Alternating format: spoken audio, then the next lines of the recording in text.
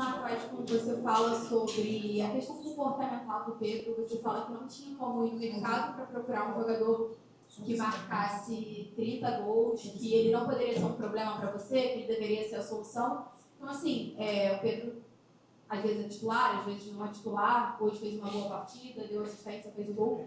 Queria saber, voltando nisso tudo, hoje o Pedro é a solução do seu ataque?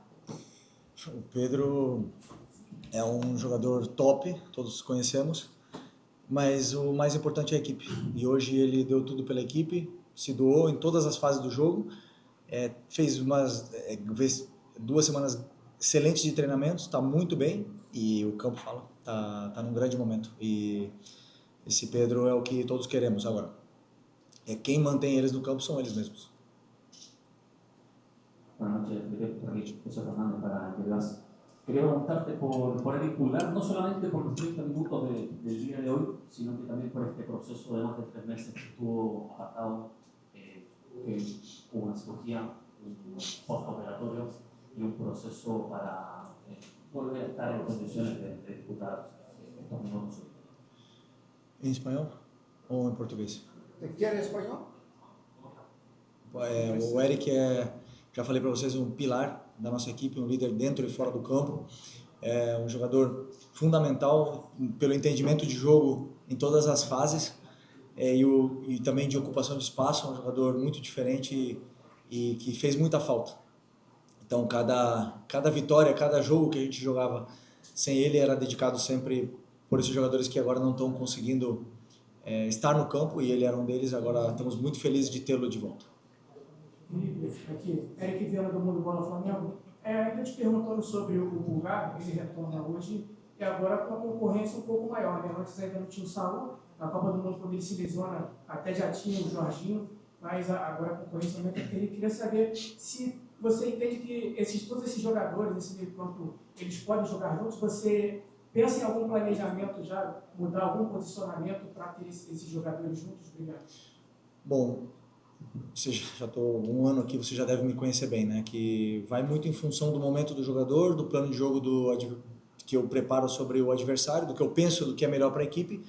E vão ter momentos que vão jogar uns, vão jogar outros, vão ter momentos que vão jogar todos eles juntos, dependendo do que o jogo pede. E é assim que eu trabalho. Mas não só o Eric, porque hoje eu quero falar aqui do Everton, que é super criticado, e é da base. E vocês em geral, não vocês que estão aqui, em geral, pedem muito jogadores da base, mas quando entra no jogador da base e não vai bem, são os massacrados. E eu vejo o dia a dia dele, eu vejo que esse jogador se doa para o clube, não só para a equipe, para o clube. E quando sempre entra em fogueira, entra nos jogos mais difíceis e dá conta do recado. E isso tem o meu reconhecimento. Então nós temos 6 volantes hoje no elenco, contando com o Saúl, que pode jogar em mais posições, e no final precisamos de todos, então é importante que estejam todos disponíveis. Felipe, boa noite, esse início da Gol Brasil e da revista Placar. Na saída do campo, o Pedro, em uma entrevista, ele disse que é importante o jogador ter sequência para desempenhar bem e entrar em um jogo e no outro não, às vezes acaba tirando a confiança e a sequência do jogador, né? E que ele espera que daqui para frente, né? Ele fala que ele quer estar em campo, ter sequência, ele espera que seja assim daqui para frente até o final da temporada. Eu queria que você falasse sobre isso. O teu modo de trabalhar, você olha para o adversário, troca bastante os jogadores em função do adversário, mas tem esse contraponto de um jogador importante como o Pedro, que é artilheiro, um dos artilheiros da equipe, dizendo que precisa ter sequência e que é ruim entrar num jogo sim, no outro não. Isso acaba tirando um pouco da confiança. Isso foi uma pergunta que foi feita a ele, por isso ele respondeu isso. Sim, não tem problema nenhum. Claro que o jogador, ele, com sequência de jogos, ele rende melhor, vai adquirindo confiança do treinador, dele mesmo, a confiança nele mesmo. Eu falei para eles no começo do ano, para todos eles, nenhum deles tem o lugar garantido na equipe titular. Nenhum, nem Arrascaeta, já ficou no banco na final, inclusive, da Supercopa, nem Pedro, nem Bruno Henrique, o jogador com mais títulos na história desse clube, tem lugar garantido nessa equipe. O campo deve falar. E muitas vezes os jogadores têm fases melhores e fases piores, e sou eu que tenho que decidir. E às vezes vou acertar, vou errar, eu também tenho fases melhores e fases piores, mas sempre pensando no que é melhor para a equipe, acima do que qualquer interesse pessoal tanto meu como dos jogadores. Então, colocando sempre o Flamengo e a equipe na frente, todos saímos vencendo. Boa noite, Felipe, aqui, Sidão Maria do Litoral News. Você vai encerrar no Brasileiro uma sequência contra equipes do G6 do campeonato no próximo domingo contra o Palmeiras. É uma equipe que assumiu a liderança na última rodada, hoje venceu, tinha vencido também durante a data FIFA. Mesmo se o Flamengo vencer, não vai ser líder, mas é importante demais vencer para alcançar essa liderança. Queria uma projeção sua desse compromisso, é um grande jogo, se chama de super clássico do Brasil, e também do momento da equipe adversária, que vem de 3 grandes resultados por goleada. Como você vai encarar esse Palmeiras dentro de casa, no Maracanã, e se você acredita que esse jogo, mesmo nos pontos corridos, tem características de mata-mata que poderiam até ser uma prévia da Libertadores. Palmeiras, grande equipe, grande momento, tem um elenco talvez os mais caros aí, ou o mais caro, né, esse ano sem nenhuma dúvida, com todas as contratações que fizeram, é o elenco dos mais poderosos, e o melhor treinador do Brasil, que demonstrou isso com títulos e com números, né, durante todos esses anos. Portanto, claro que o Palmeiras sempre vai estar na briga. Chegamos parecido, praticamente na mesma situação no primeiro turno do campeonato. E por mais que tudo pode acontecer, o campeonato não vai ser definido nesse jogo. Temos exemplos de anos anteriores do próprio Botafogo. Portanto, temos que encarar o jogo do Palmeiras como o jogo pede, como você mesmo falou, uma final, mas como foi hoje, outra final. E daqui para frente serão todas finais. Boa noite, Felipe, da José do Coluna do Fla. O Flamengo ele passou por um pequeno momento de oscilação e agora, com essa vitória sobre o Botafogo, o Flamengo retoma essa confiança no momento importante da temporada. Agora pega o Palmeiras e depois já pega o Racing na Libertadores. Como que você está tratando essa questão do mental do Flamengo, tanto para o jogo o primeiro jogo contra o Racing, quanto também para o segundo? Claro, você fala do trabalho de jogo a jogo, mas a gente sabe que esse jogo a jogo muito vai se passar também pela semifinal da semana que vem. Bom, o mental, sempre que chega momentos de pressão, momentos importantes da temporada, todos os times tendem a se sentir impressionados, tendem a cometer mais erros, né? Como eu tenho jogadores muito experientes, jogadores que já foram campeões durante sua carreira e que continuam com ambição, eu espero poder afrontar esses jogos de muita pressão com a mesma calma e tranquilidade que viemos enfrentando todos os jogos agora. A única coisa que eu quero é que eles não mudem absolutamente nada do que eles vêm fazendo, que eles continuem jogando e não se deixem influenciar pelo que se fala, né? Porque muitas vezes o resultado pode ser que não seja positivo, você fala de oscilação de resultados, mas a gente tem que ser muito claro e sincero com o que estamos vendo dentro do campo, e isso que eu sempre tento passar para eles, né? O mental vai muito mais em não perder a linha com o árbitro, por exemplo, hoje outra vez, em todos os jogos está acontecendo, isso é muito mais difícil, que os jogadores mantenham o foco nos 90 minutos, sendo que não só os lances capitais, o que está me preocupando são as 10, 12 faltas erradas durante o jogo. Isso que me preocupa, e manter meus jogadores no jogo, esse para mim é o maior desafio. Felipe, na frente, tudo bem? Boa noite. Gabriel, uma palavra do meu revista pra cá. Felipe, queria te perguntar sobre 2 jogadores em específicos. Um deles é o Carrascal, que entrou mais uma vez, foi importante, acabou dando uma assistência. É um jogador que vem se destacando bastante, tanto com assistências quanto com gols, no caso do jogo do Vasco. Como é que você está enxergando essa evolução do Carrascal desde que ele chegou aqui ao Flamengo? E o outro jogador que eu queria te perguntar é o Cleiton, que entrou bem contra o Bahia e hoje não ficou nem no banco. Queria que você explicasse isso também. Obrigado. O Carrascal, eu já falei para vocês sabem e veem nos jogos a qualidade, que é um jogador muito diferente, muito especial, e aí a equipe ganha, né? Com ele, com o jogo que o Luiz Araújo fez, o jogo que o Pedro Arrasca fizeram, isso tudo, quem ganha esse momento de forma, de confiança, é a equipe. Então, feliz por ele. E o Cleiton foi uma opção técnica, porque optei por trazer o João, que voltou da seleção, para o banco. Boa noite, Felipe. Tudo bem? Júlio Neto, do TV de Fla. Felipe, algumas das coletivas passadas, você disse que acaba aprendendo com alguns erros. E acabou de citar também agora, por exemplo, que o jogador vive uma boa fase, você também às vezes vai ter opiniões e decisões que às vezes não vai ser as melhores. E você disse que o campo fala. O Bruno é um dos jogadores que mais tem minutos em campo, Bruno Henrique. E os números em comparação ao Pedro são bem inferiores. A sua defesa era muito sólida.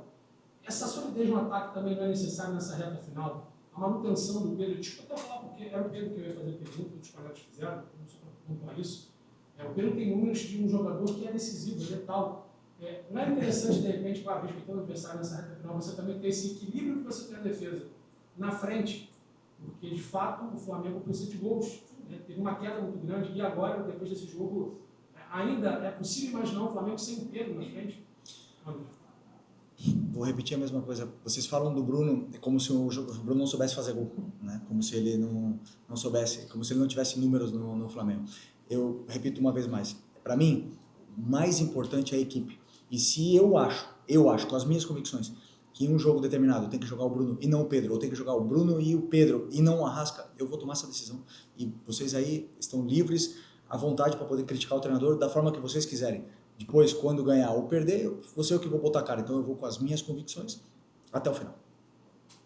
Felipe, boa noite. Uau. Sobre narrativas, ambiente externo, quanto você consegue controlar ou não para a cabeça do jogador, a gente perguntar sobre duas situações. Uma, essa disciplina que está nessa relação política entre Flamengo e Palmeiras, quanto você se preocupa ou tenta pintar os caras sobre esse em relação a isso tudo, lá para lá, lei da tua lado, enfim, essa discussão toda que é comercial e política. E também, você confirma que tem a gente deu uma matéria hoje, né, várias fontes confirmando, jogadores e tal, mais satisfação com o tom, talvez, que o Flamengo, nas suas contas oficiais, esteja usando, né, para provocação de rivais? Como é que você vê essa situação do Flamengo no âmbito político, no âmbito das redes sociais, e se isso de alguma forma influencia o seu? Meu trabalho é única e puramente com os jogadores, nível tático, técnico, treinos, jogos, planos de jogo, é um assunto que não me compete. Felipe, aqui, Fernanda Bisotti, da Rádio Nativas FM. Eu queria que você falasse sobre o Samuel Lino, né? Contratação mais cara da história do clube, 22 milhões de euros. Ele vem sendo titular frequentemente com você, mas oscila bastante no campo. Você costuma dizer que o campo fala. E eu queria entender o que o Samuel Lino está falando no campo para você, para ele poder ser titular com tanta frequência como ele vem sendo. Bom, boa pergunta. Primeiro porque o campo fala, para mim, pode ser que ele fale de forma diferente para vocês, para você no caso, porque o Lino faz exatamente o que eu peço para ele fazer. E muitas vezes ele vai ter jogos abaixo, sim, claro que vai. Como o Pedro também tem, como o Arrascaeta também tem, como o Luiz Araújo também tem, e os próprios volantes também tem. Todos eles. Enquanto o jogador estiver fazendo o que o treinador pede, e eu acho que ele está melhor que os outros para poder desempenhar, então ele vai continuar jogando. Enquanto não tiver essa concorrência interna e eu achar que ele é o melhor, ele vai continuar. Então o importante é que o Samuel Lino faça exatamente o que o treinador peça para ele fazer e desempenhe o papel que eu peço para ele fazer. Enquanto ele faça isso, ele vai ter a confiança do treinador, sempre. Vou estar aqui para defender ele sempre, porque pode ser que ele esteja mal para vocês, mas para mim ele está fazendo exatamente o que eu quero que ele faça. Felipe, Mauro Santana, canal do Mauro Santana. Hoje você preservou 2 jogadores, 3, na verdade, o Alan também não foi relacionado, mas 2 deles que costumam ser titulares com mais frequência, o Saúl e também o De La Cruz. Como é que está a situação desses atletas, já que o Flamengo tem um jogo altamente decisivo no próximo domingo e vai precisar de todas as suas peças à disposição, já que o Palmeiras queria até que você comentasse sobre o adversário, independentemente de todas as polêmicas, o Palmeiras vem crescendo e obtendo resultados muito bons dentro de campo. Sim, como eu falei, o Palmeiras está num excelente momento. Vai ser um jogo de altíssimo nível. O mesmo nível que foi nós e Cruzeiro na última semana. 2 semanas atrás. Sobre quem? Esqueci. Saúl e... o Saúl, De La Cruz e Alan. Não treinaram na semana da data FIFA, então estão recuperando de incômodos. Cada um tem um problema que o médico já informou vocês. E esperamos poder recuperá-los antes possível. Não sei se vão chegar para o jogo do Palmeiras, sinceramente, mas estão aí na fase final. Felipe, boa noite. Boa noite. Qual foi a data FIFA? Em algum jogo você, por exemplo, coletivo, que era preciso aproveitar essa data FIFA para retomar alguns comportamentos que se perdem com a sequência da grande partida. Um deles, por exemplo, era a finalização. O Flamengo foi letal, como é que foi a sua avaliação dessa data FIFA? Você aproveitou realmente e você já viu o campo hoje, né? Você está fazendo uma retomada, como é que você avalia nesse tempo? Sempre que temos tempo para treinar, semana cheia, temos tempo para treinar conceitos, corrigir comportamentos que se perdem com o excesso de jogo, porque quando tem excesso de jogos, sequência pesada de jogos e viagens, e mais resultados que não são tão bons, esses comportamentos vão se perdendo. Então é importante sempre ter semanas cheias para poder retomar, corrigir com vídeos, dar outra vez detalhes do modelo de jogo para que os jogadores possam absorver novamente. E normalmente depois de uma semana o time costuma se comportar da forma que eu gosto. Então sempre é bom ter essa sequência de treinos. Desculpa. Boa noite. Você falou agora que uma coisa que te preocupa são 12 faltas marcadas erradas durante o jogo. Hoje a gente teve um lance claro ali de pênalti do Luiz Araújo que o VAR sequer chamou. Queria saber o que te preocupa mais, essa omissão do VAR nos jogos do Flamengo ou se essas faltas e esses cartões amarelos que são distribuídos aí ao longo do jogo sempre pesando mais para o lado do Flamengo. Obrigado. O que me preocupou nos últimos jogos e me preocupa mais foi tão difícil que é para o Flamengo, para dar uma falta a favor do Flamengo e tão fácil que é contra o Flamengo. Então, assim, são vários critérios de faltas iguais dentro do campo que são tomadas de formas diferentes. Isso é o que mais me tira do sério. Então, às vezes, um toquezinho leve dentro da área é falta, mas por causa da defesa, é na defesa, mas no meio do campo uma porrada nas costas não é falta. E aí acaba gerando um escanteio e acaba gerando que o teu time não saia de trás, como aconteceu hoje com a Arrascaeta de costas. Isso aí é o que mais me tira do sério, né? Porque a sensação que eu tenho é o Flamengo não precisa dessa falta. Aí eles conseguem, eles são bons e não estão apitando o que está falando a jogada. Isso realmente me dói. A única coisa que eu quero é, como o Botafogo soltou na nota, que a gente não fale de juiz, que eles passem neutros durante o jogo, só isso. Que falem dos jogadores. Felipe, aqui na tua frente, Sérgio Lobo. Eu queria que você falasse um pouquinho do jogo, por favor. Acabei de olhar aqui, é raro, e hoje aconteceu, o Flamengo ganhar aqui no Botafogo 3 gols de diferença. Aqui, principalmente depois que o gramado aqui virou grama sintética, aqui contra o Botafogo. Ele estava 0-3.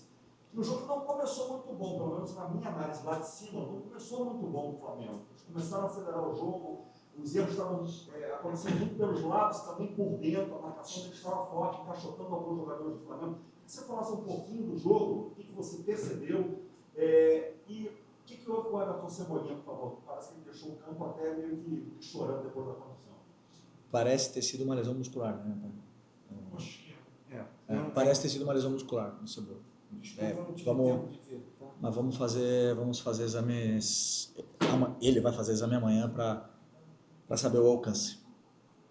Outro que teve uma semana fantástica nessa data FIFA e infelizmente no momento que vinha crescendo teve essa lesão, mas esperamos que se recupere o antes possível. Sobre o jogo, é verdade que você fala que o jogo começou estranho por uma certa forma, porque o Botafogo, nós não tínhamos uma certeza clara de como o Botafogo viria ou iria se comportar nesse jogo. Então os jogadores, eles até entenderem um pouco os espaços, os movimentos, os primeiros minutos são assim meio com dúvida, e principalmente a adaptação da velocidade da bola no gramado sintético, né? Os domínios, são detalhes finos, pequenos mesmo, que acabam perdendo o controle. Os jogadores perdem o controle de bola e aí acabam sofrendo algumas transições. A partir do momento que entenderam como jogar, onde estavam os espaços, o time foi se assentando melhor, foi se encontrando melhor, começaram a se associar de uma forma onde conseguiam progredir as jogadas e acabamos chegando com mais facilidade sempre na área do Botafogo, que não é fácil, você bem citou, é muito difícil ganhar aqui, e mais por 3 gols. Então, temos que dar valor à nossa grande vitória. Felipe, boa noite. Queria que você comentasse um pouco sobre o seu trabalho no dia a dia para potencializar os jogadores e ampliar essa concorrência hoje no time titular, rodada a rodada, desse campeonato tão implicado que é o brasileiro, e em específico falar do Michael, que voltou a ter alguns minutos em campo, como se falou durante a janela que poderia ter saído. Foram 2 lesões, que também o afastaram de algumas oportunidades. Como é que é esse trabalho aí de bastidor, de dia a dia? Fala um pouco sobre ele. Bom, eu como treinador, o que mais me motiva é escutar dos meus jogadores que eles estão se divertindo com o futebol, com a maneira de jogar, que eles estão aprendendo, que eles estão melhorando. Quando você vê os jogadores que não jogavam antes de a gente chegar aqui, como o Wesley, que, bom, jogavam, mas não tinha uma sequência, o próprio Varela, o Léo Ortiz, que cresceu. Então, quando você vê esse crescimento dos jogadores, Eric, todos eles, isso é o que mais me motiva e mais me faz amar esse trabalho que eu faço, né? E, claro, alguns jogadores, como eu falo, oscilam, tem fases melhores, fases não tão boas, mas sempre está à vontade de aprender. E a maioria, ou por não dizer todos eles, têm vontade de aprender e de crescer.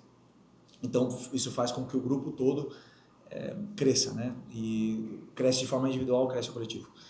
Depois, por outro lado, o Michael, eu posso dizer para você, assim, com toda a tranquilidade, ele é muito importante para mim. É um jogador muito, muito, muito importante. Foi ano passado, foi esse ano e deixou de ser em algum momento. Até teve uma possibilidade de sair. Ele próprio, né, talvez tivesse esse interesse de sair. Acabamos perdendo a sequência de jogos que ele vinha tendo. Ele teve algumas lesões nesse meio e agora ele retomou a parte mental, a parte da ambição dele mesmo. E esse Michael que eu vi nos treinos que eu vi durante a semana da data FIFA, ele é imparável.